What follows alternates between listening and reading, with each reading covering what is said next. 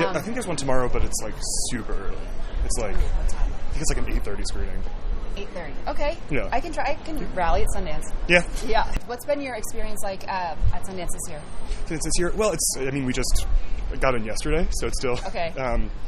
It's great. It's always amazing to see, when... I've just been doing wait lists to see what I can get, just whatever I can get into, so I end up seeing things I had no intention of actually seeing. And yeah. It's always just, a great surprise. I went to the VR thing yesterday, which I highly recommend checking out at the Ray.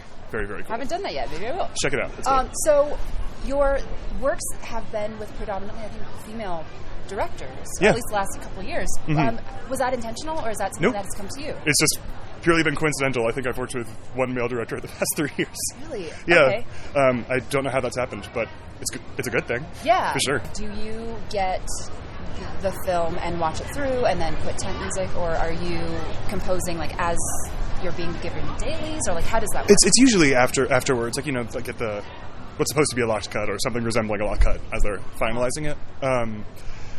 In this project, I got involved with the project because Tara, the director, is friends with Lulu, who was the director of The Farewell, and got acquainted with 96 that way, and reached out, and so I got involved. That's a compliment.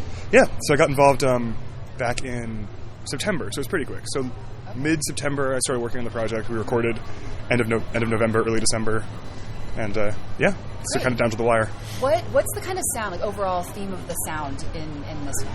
So the sound is I'm going to answer that question by backtracking a little about absolutely. kind of what the movie sort of is. So Sure. the movie is, and I'll be vague about this because I don't want to give kind of a sort of twist this way. So it's a woman following a traumatic event, trying to piece back together her life and what's real and what's not, and trying to figure out what actually happened. Okay. So for the score, and they're going into memories and going in and out of all this stuff. So for the score, it's very atmospheric and very hazy, and it's very the sound of nostalgia and going into memories. So we have strings all over the score, but we also have, for electronic elements, the strings processed till they're barely recognizable, but still definitely strings. Or we'll have electronic elements that are processed acoustic sounds, or if there are synths, there are things to sound organic or sound like some kind of impossible instrument. So it's sort of what is real, when does the strings kind of transition into an electronic element. So we tried to kind of really feather that as evenly as we could. And do you play all the instruments?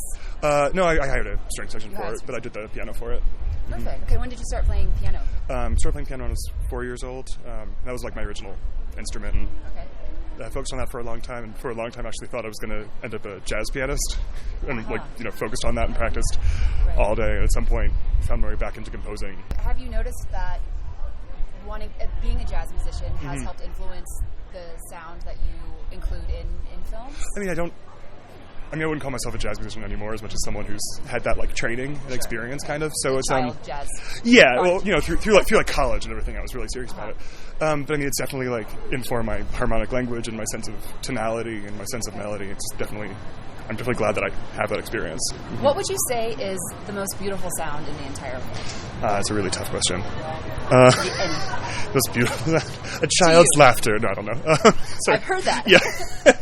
Do you draw inspiration from any other composers or artists, or is it just...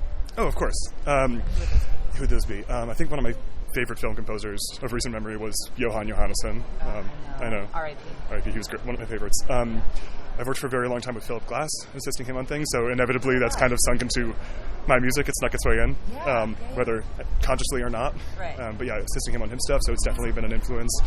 I also like Nico Miele's film scores. He has a score here also for movie Worth. That's great. So just a lot of those guys. Nice, cool. Mm-hmm. And if you, do you have Spotify? Yes. Okay. Mm-hmm.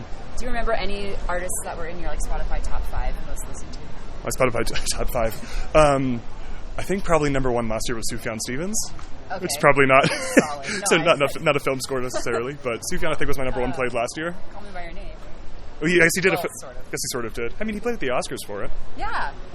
And you were shortlisted. I was shortlisted. Yes. Congrats. Thank you very much. That was very surprising. I was very happy about it.